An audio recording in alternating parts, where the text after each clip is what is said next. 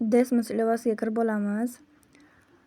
Birinchi savolimizda quyidagilardan qaysi biri yuqoridagi chiziqli tenglamani ko'rsatadi deyapti.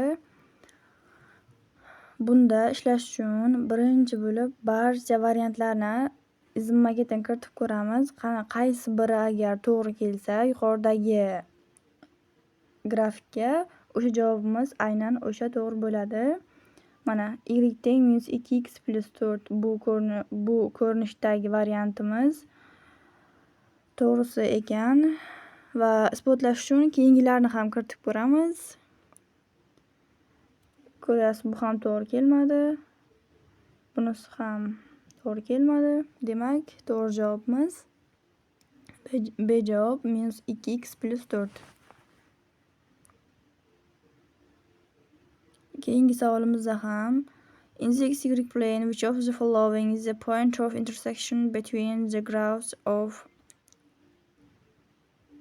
y teng x plus 2 and y teng x kvadrat plus x minus 2 ko'rinishdagi ifodalarni berib qo'ygan.